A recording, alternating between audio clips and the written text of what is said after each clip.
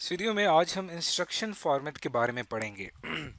Instruction format क्या होता है? इंस्ट्रक्शन फॉर्मेट दरअसल स्ट्रक्चर ऑफ इंस्ट्रक्शन को कहा जाता है, यानी इंस्ट्रक्शन जो है वो किस स्ट्रक्चर पे तरतीब दी गई है। अब पहले तो हमें ये पता होना चाहिए कि इंस्ट्रक्शन किसे कहते हैं। इंस्ट्रक्शन दरअसल हमारी वो कमांड होती है जो कि हम कंप्यूटर से कोई भी काम करने के लिए कहते हैं, वो दरअसल इंस्ट्रक्शन कहलाती है। अभी जो इंस्ट्रक्शन है ये दरअसल होती है बाइनरी फॉर्म में, यानी कि 1 0 की फॉर्म में ये इंस्ट्रक्शन होती है। तो इसका जो स्ट्रक्चर होता है वो दरअसल इंस्ट्रक्शन फॉर्मेट कहलाता है। अब हम देखेंगे कि ये स्ट्रक्चर ऑफ इंस्ट्रक्शन जो है वो दरअसल किस तरह से बनता है। अब इस स्ट्रक्चर ऑफ इंस्ट्रक्शन को पढ़ने से पहले यहाँ पे आपकी एक माइंड क्लियर होना चाहिए कि सीपीयू दरअसल इंस्ट्रक्शन को क्या करता है। सबसे पहले वो यहाँ पे इंस्ट्रक्शन को फेच करता है मेमोरी से। आप देख सकते हैं कि यहाँ पे मेमोरी को शो किया गया है, जिसको हम रैंडम एक्सेस मेमोरी कहते हैं। इसके अंदर डिफरेंट मेमोरी लोकेशंस हैं। हर मेमोरी लोकेशन के ऊपर हमारी एक इंस्ट्रक्शन मौजूद है। तो सीपीयू का काम क्या है कि वो यहाँ से इंस्ट्रक्शन को फेच करता है उसके एड्रेस के जरिए, यानी हर इंस्ट्रक्शन की एक लोकेशन है जो कि इसके एड्रेस को शो कर रही है। यहाँ पे लोकेशन 8 का मतलब क्या है कि ये इसका एड्रेस है।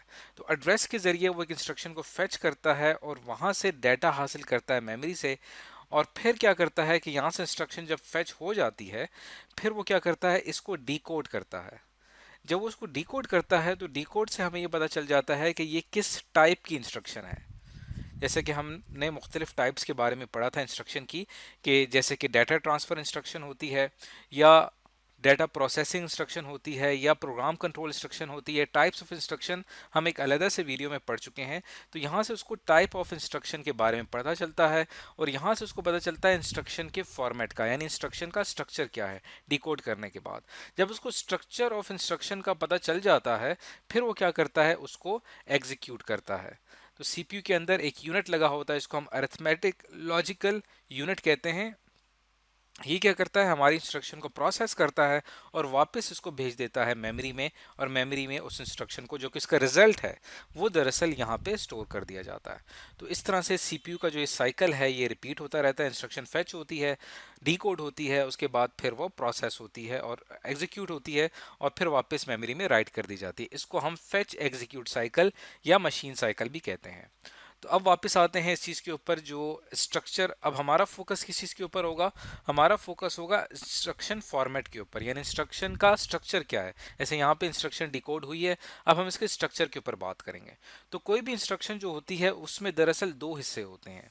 हर इंस्ट्रक्शन जो कि कंप्यूटर या सीपीयू एग्जीक्यूट करता है, उसमें एक होता है उसका ऑप कोड, जिसको हम ऑपरेशनल कोड कहते हैं, और एक होता है ऑपरेंट, यानी जिसके ऊपर इंस्ट्रक्शन अप्लाई की जाती है।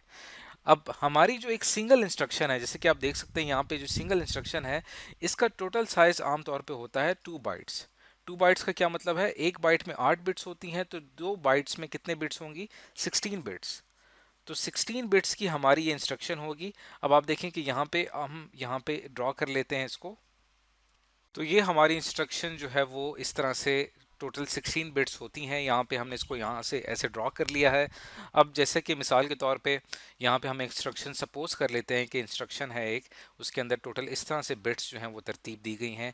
पहली 4 बिट्स हैं 1011, और उसके बाद है, इसको हम थोड़ा सा 1 को ठीक कर देते हैं, 1011, और उसके बाद जो है वो 0, उसके बाद फिर 1, फिर 1, फिर 0, फिर 1, 1, 0, 0, 1, 1, और ये 1। तो टोटली 16 बिट्स हैं हमारी।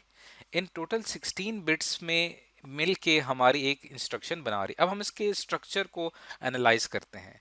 इसमें जो पहली 4 बिट्स हैं, ये पहली 4 बिट्स दरअसल डिफाइन करती हैं आपके ऑपरेशनल कोड को।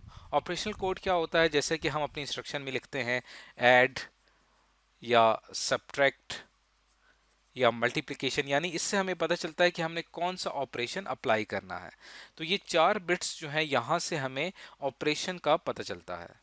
उसके बाद जो हमारी अगली जो यहाँ पे 6 बिट्स हैं, वो दरअसल यहाँ पे जाहिर करती हैं, इन 6 बिट्स जो है हमारी, वो यहाँ पे जाहिर करती हैं। ये 6 बिट्स किस चीज़ को जाहिर कर रही हैं? ये दरअसल पहले ऑपरेंड को जाहिर कर रही हैं, यानी ऑपरेंड नंबर 1। और बाकी जो 6 बिट्स हैं ये जाहिर कर रही हैं ऑपरेंड नंबर 2। यानी लेट सपोज कि यहाँ पे एक हमारा जो एक हमने यहाँ पे लेट सपोज दो नंबर्स हैं 18 कॉमा 19, इनको हमने ऐड करना है। तो ऐड के लिए ये हमारी पूरी इंस्ट्रक्शन है। ऐड के लिए पहले 4 बिट्स होंगी, 18 जो हमारा एक ऑपरेंड है ये जाहिर होंगी इन 6 बिट से, और 19 जो है वो हमारा अगला ऑपरेंड है वो जाहिर होंगी इस इन 6 बिट से। तो तब जाके हमारी ये मुकम्मल इंस्ट्रक्शन कंप्लीट होगी। तो ये जो मुकम्मल इंस्ट्रक्शन है अगर मैं इसको मशीन लैंग्वेज में ट्रांसलेट करता हूँ तो उसका स्ट्रक्चर कुछ इस तरह से होगा। तो इसी तरह हम जितनी भी इंस्ट्रक्शन लिखते हैं इस लैंग्वेज में, इस लैंग्वेज को क्या कहा जाता है, इस लैंग्वेज को कहा जाता है असेंबली लैंग्वेज। हम असेंबली लैंग्वेज में जितनी भी इंस्ट्रक्शन लिखते हैं वो कन्वर्ट होती है मशीन इंस्ट्रक्शन में, और मशीन इंस्ट्रक्शन का इस तरह से स्ट्रक्चर होता है। तो ये दरअसल आपका कहलाता है इंस्ट्रक्शन फॉर्मेट। इसके अंदर हम स्ट्रक्चर ऑफ इंस्ट्रक्शन को जो है वो डिफाइन करते हैं। अब ये इंस्ट्रक्शन फॉर्मेट या स्ट्रक्चर ऑफ इंस्ट्रक्शन कितनी टाइप्स का होता है इसको अब हम समझने की कोशिश करते हैं। अब इंस्ट्रक्शन फॉर्मेट की कॉमन 3 टाइप्स होती हैं। एक जिसे हम कहते हैं जीरो एड्रेस इंस्ट्रक्शन, एक जिसे हम कहते हैं वन एड्रेस इंस्ट्रक्शन, और एक जिसे हम कहते हैं टू एड्रेस इंस्ट्रक्शन। तो इसको हम बारी बारी समझते हैं कि ये जो हमारा इंस्ट्रक्शन फॉर्मेट है, डिफरेंट टाइप्स हैं, ये दरअसल क्या है। तो पहली जो टाइप है इसकी वो है जीरो एड्रेस इंस्ट्रक्शन।